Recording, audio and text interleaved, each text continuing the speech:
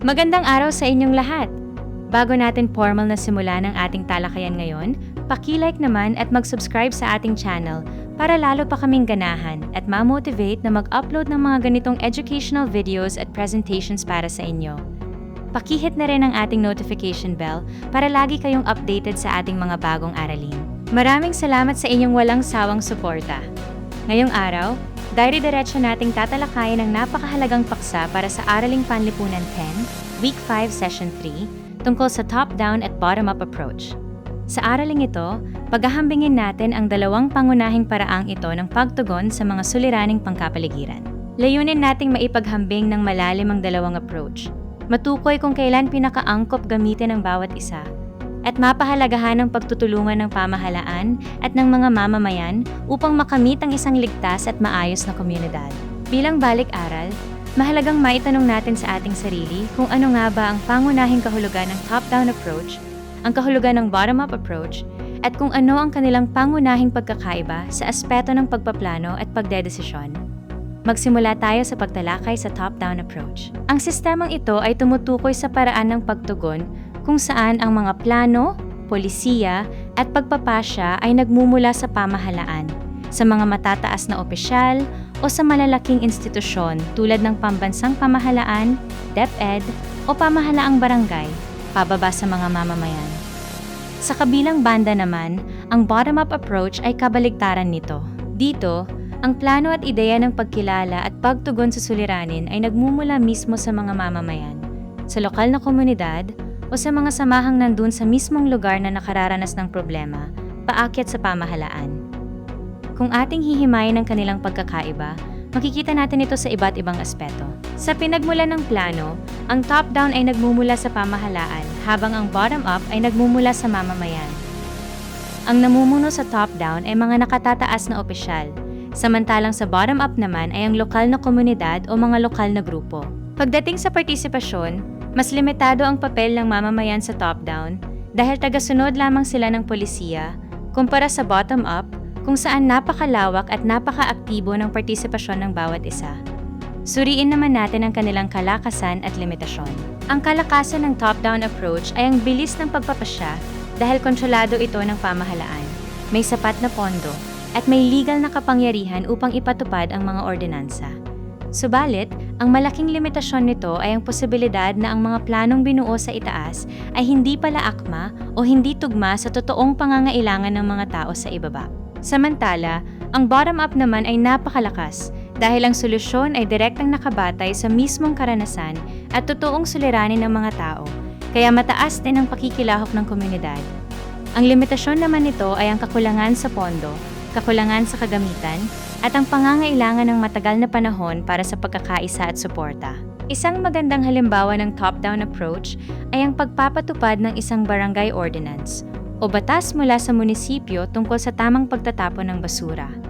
Ito ay ipinag-utos ng pamahalaan at dapat sundin ng lahat. Ang halimbawa naman ng bottom-up approach ay ang kusang loob na community cleanup drive na inorganisa ng mga kabataan o ng mga residente sa isang eskinita upang linisin ang kanilang sariling kanal nang walang direktang utos mula sa itaas.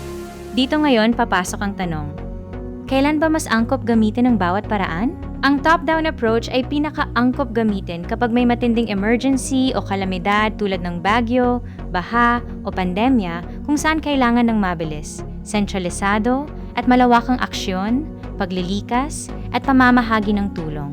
Ang bottom-up approach naman ay mas angkop gamitin kapag ang layunin ay ang pangmatagalang solusyon na nangangailangan ng mataas na pakikilahok at kooperasyon ng mga mamamayan, tulad ng pagpapanatili ng kalinisan sa komunidad o pangangalaga sa mga lokal na pananim. Ngunit para sa pinakamabisang paraan, ang pinakamagandang solusyon ay ang tinatawag nating mixed approach. Ito ay ang paggamit ng parehong top-down at bottom-up approaches upang maging mas epektibo ang pagtugon sa anumang suliranin. Sa mixed approach, pinagsasama natin ang suporta, pondo, at legal na kapangyarihan ng pamahalaan, kasabay ng aktibong pakikilahok, kaalaman, at pagkakaisa ng mga mamamayan. Isipin natin ang isang konkretong sitwasyon tulad ng problema sa basura sa isang barangay. Aling approach nga ba ang dapat gamitin? Kung gagamitin natin ang top-down lamang, baka maglagay nga ng mga basurahan ng barangay Pero hindi naman ito gagamitin ng mga tao dahil hindi sila nakiisa sa pagpaplano. Kung bottom-up lamang, baka gustuhin man ng mga residenteng mag-segregate, wala naman silang pondo para sa mga garbage truck na kukuha nito.